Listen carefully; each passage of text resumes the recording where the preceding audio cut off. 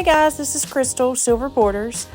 Today we're going to be using this beautiful labradorite gemstone and we're going to be making this gorgeous pendant. Let's get started. So I start off using a 1/4 inch bezel wire, sterling silver. I always cut the bezel wire a little longer than I need it, and then I mark it with a Sharpie. Each time I go in, I end up cutting it kind of away from the Sharpie point, and then line it up and then take a little bit off at a time. It's always best to remove little by little than a lot, because if you remove a lot, then you just have to start over. I am a huge fan of sanding disc. I will use this over a file anytime. I'm able to get a nice flat edge, really simple. And as you can see there, it was a little too long, so I'm snipping off a little bit. And then I'm going to use my sanding disc, clean that up, and then we should have the perfect fit. There you go. So now you have to line these two ends up perfectly. So I use my flat nose pliers and bend the metal, and I kind of go in, out with the metal and kind of make it like springy. Now that our edges are nice and flush, we're going to solder. So you always don't want to use a lot of solder. I mean, if you do, you want to clean it off, just because solder does tarnish quicker than sterling silver.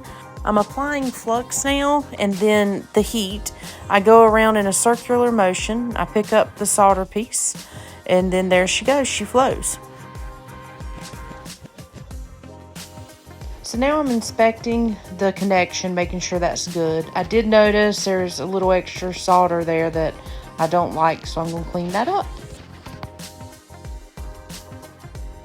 So this bezel is a little too big for my regular mandrel, so I'm using my bracelet mandrel to get a nice round bezel.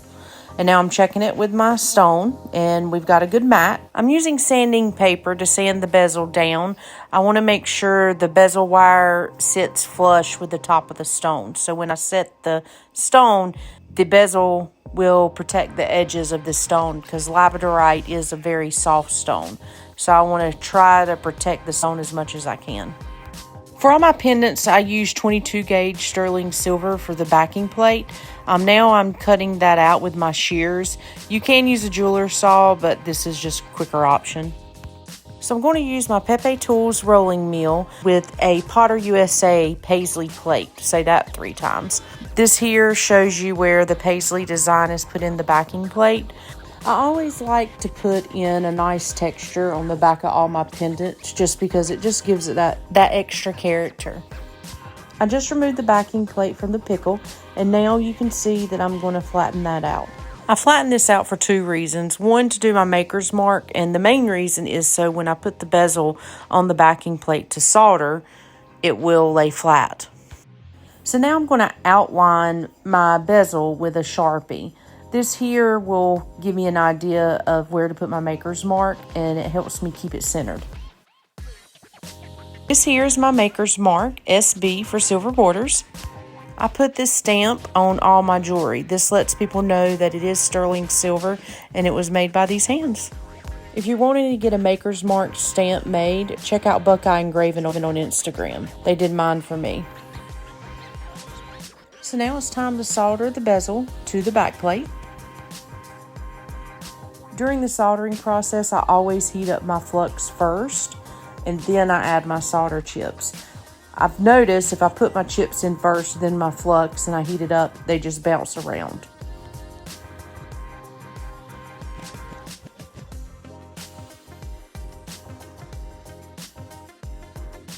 And remember, after you solder, always put it in the pickle.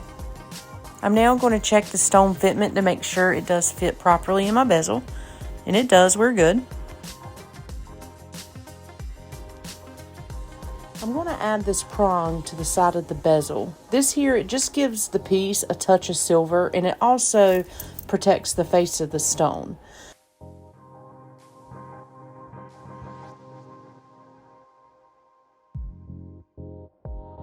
I'm going to use silver solder paste to attach this prong.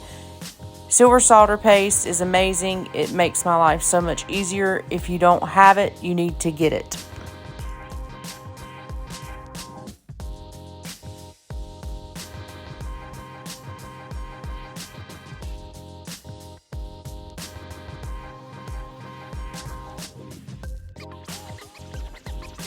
I'm now using 16 gauge wire to make my bell.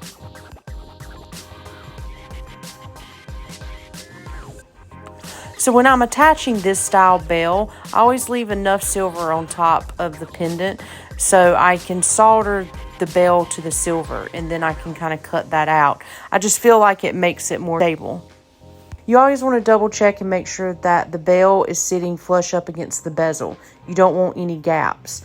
Now I'm going to sand the back of that bell because I want it flat when I lay it on top of the silver. So now instead of it being kind of rounded, it's flat.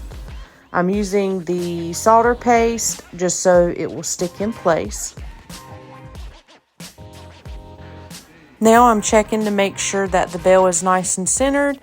I take some of the solder paste off, move it around. I'm going to add a little more solder, especially up to where the bell meets the bezel.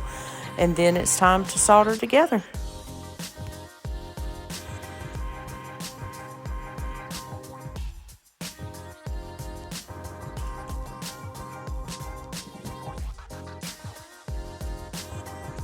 After I solder, I'm going to make sure and check where the bell hits the bezel. Make sure there's no gaps. And we're good, no gaps are there. Now I'm drilling a hole inside the bell so I can thread my jeweler's saw blade through there to remove the silver inside the bell. I threaded my saw blade through, and now I'm going to saw out the center part of the bell to remove that silver.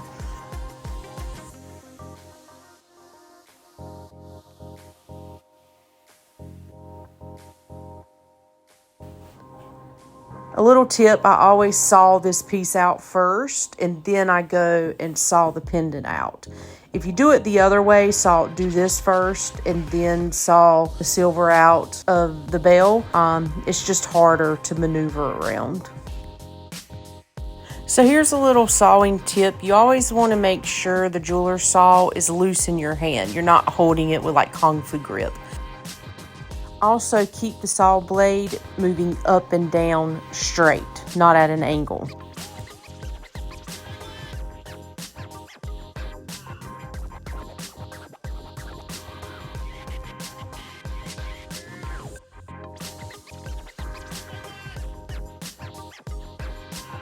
So now that I'm done sawing, I've got to clean up all these edges. You can use a file, or I love my sanding disc. So I go through all the corners there and sand them down and make a nice, perfect, level edge.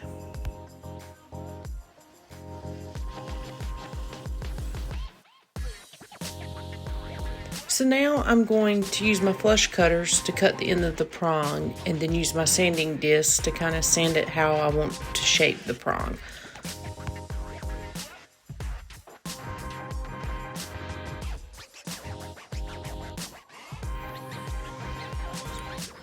I'm now making 2 jump rings out of 16 gauge wire. I'm going to use these jump rings to attach to the bell so the necklace can go through.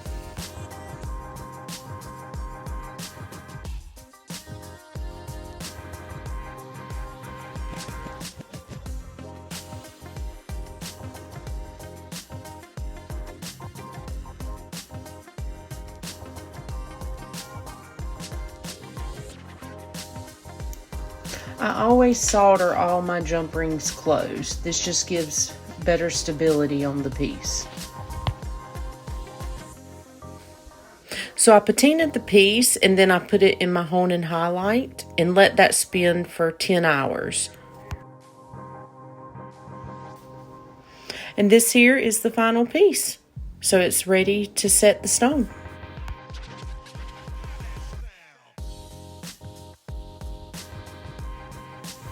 Always when I'm setting stones, I use my bezel pusher and my rubber mallet. I do this very easily, especially with labradorite because it is a softer stone, but this helps my hands more. I do push with my hands, but I always get, especially with using sterling silver, it's always easier to use the bezel pusher with a hammer to get the bezel to fold over properly.